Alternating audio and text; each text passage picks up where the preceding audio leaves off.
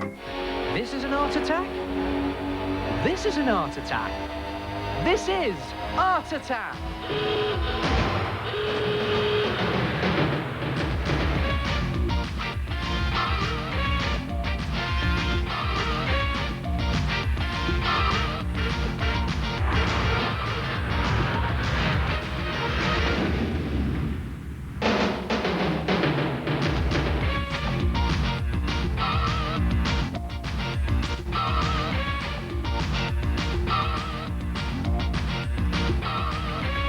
Hello there. Hey, here's a good one for you. How do you do a prehistoric cave painting on your own bedroom wall? Newspaper. Come and have a look at this. Take a big double-page spread of newspaper, open it out, and then crumple some other sheets of newspaper up very loosely and just lay them down flat on one side of the newspaper like that. And then fold your newspaper over like that. And then just go around all of the edges and fold over a thin strip back on itself like that. And as you're doing it, staple it down. It's also a good idea just to fold back the corners and staple them too. And when you've gone all the way around your newspaper, you'll have something that looks a bit like that. It's sort of a paper parcel, really. And then just gently pat it and get rid of all the big lumps or any excess air in there, and that will now be the surface of your cave wall. So then, this is the good bit. This is the messy bit. Take some PVA glue, just the ordinary white school glue in the squidgy bottles, and just carefully pour it on like that, and then brush it all over the surface of your newspaper. Now, I'm using a big brush here, as you can see, but it's a good idea for you just to take some time over this. Use your brush and just make sure you cover the whole of the surface of your newspaper pillow or your cave wall.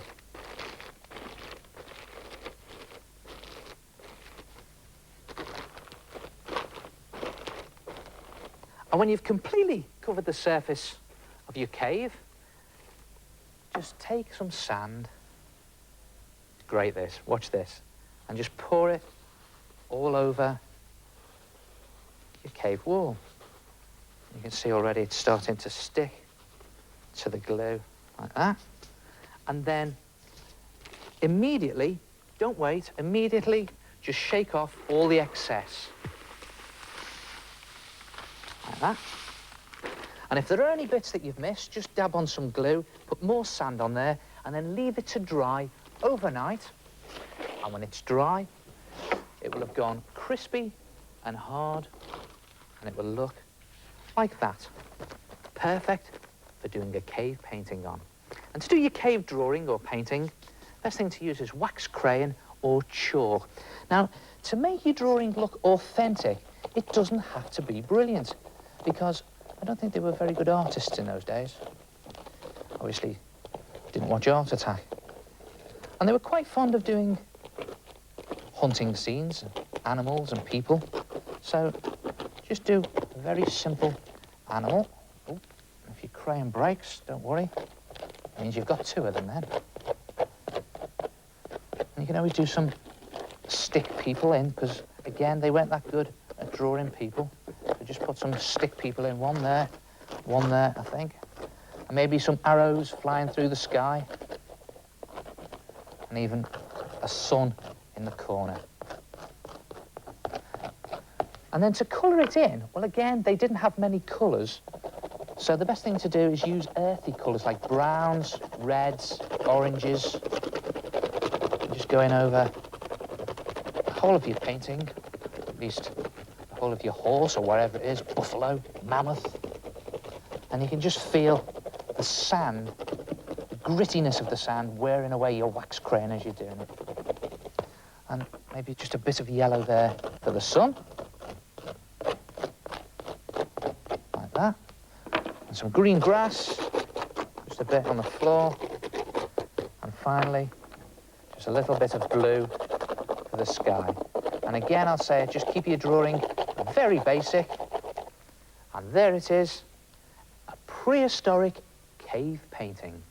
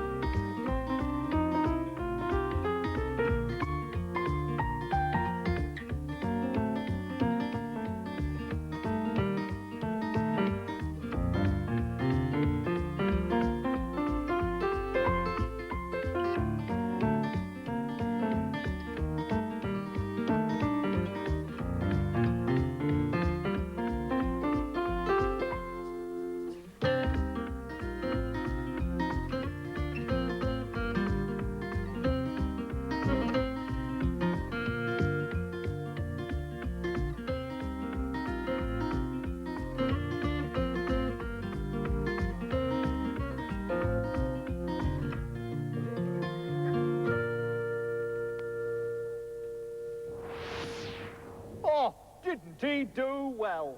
And to think, just one slip of the finger and it would have been a catastrophe. A catastrophe! Oh, really?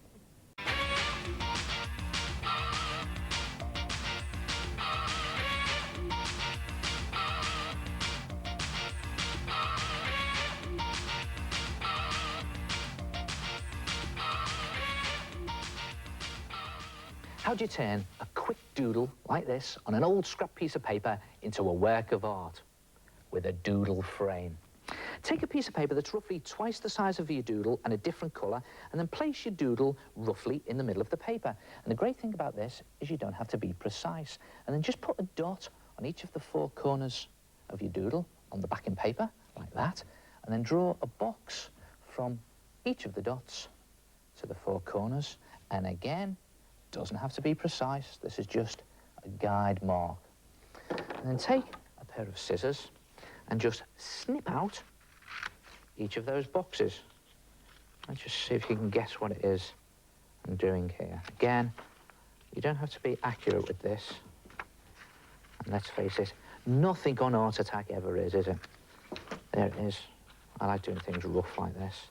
Now, at this point, I've got a piece of paper like that with four flaps on it. And it doesn't matter about these marks, because what I'm going to do is I'm going to take a felt pen or coloured pencil that's the same colour as your paper, but a bit darker, and just draw some squiggles going backwards and forwards across each of the flaps. Again, you don't have to be neat, because it's a sort of, well, wood effect that I'm looking for. So I'm just going backwards and forwards with the grain like that on the flaps. And then when you've done that, it looks a bit like cartoon wood, really, doesn't it? When you've done that, fold the flaps into the middle, very roughly.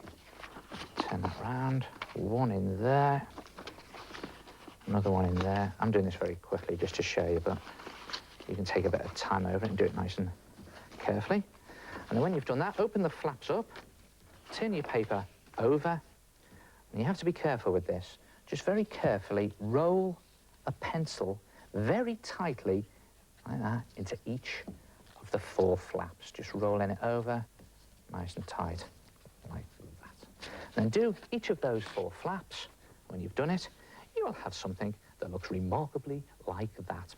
And then turn it over and just pull these rolls back in like that, where you roll the pencil in. Just put them into shape. And then just put it to one side and take your doodle and then just cut off 2 centimetres down one of the sides,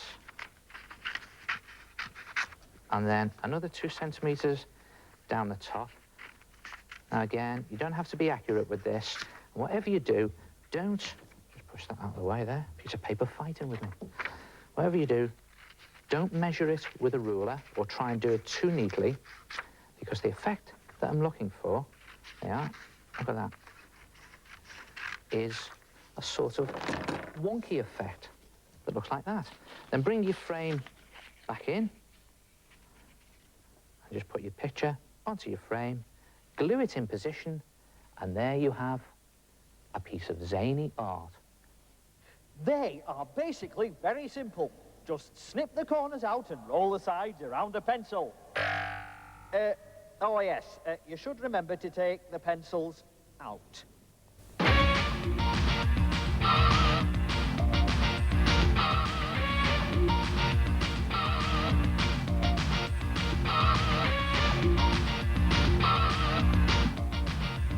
My name is Kate, and I have drawn a picture of a vase in charcoal.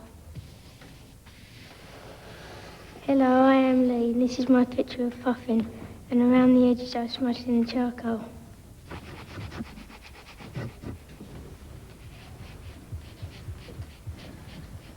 Ah, weren't they fantastic charcoal pictures? And did you notice all the different effects and techniques that they used?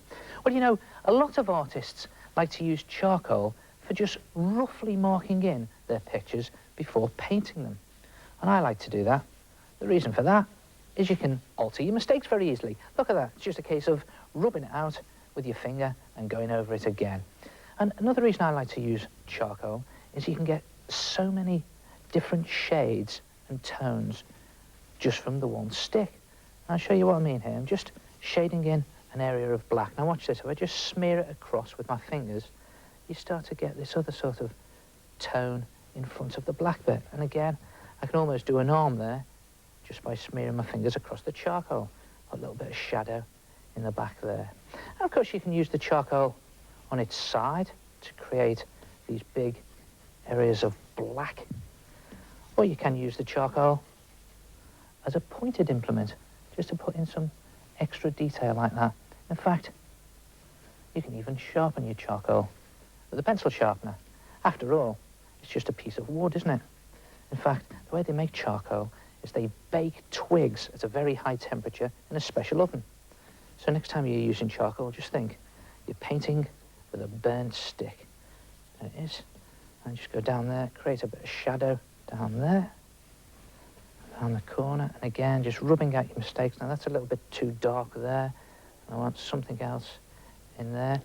And if you've got all these sort of dark, dirty smudges all over your picture, don't worry about that, because it all adds to that moody effect. Just putting some more detail on there, like that, and a bit more on the corner here. And again, you can just put in some detail either with a rubber or using your finger. Look at that there. I'm just going to put in some more detail with the tip of the charcoal, like that. I need to rub some more out in there. And can you guess what this is yet? Well, you should be able to get it now. Watch this. And there it is, across there, like that. And there he is, the fisherman. And if you do your charcoal picture on some coloured paper, like I've done, you could always finish it off just with a dab of chalk on the edge like that to create a highlight. Look at that. It just picks out the light right on the edge. And very effective it is too. And there it is, gone fishing. Try it yourself, a charcoal attack. And I'll see you next time. Ta-ra.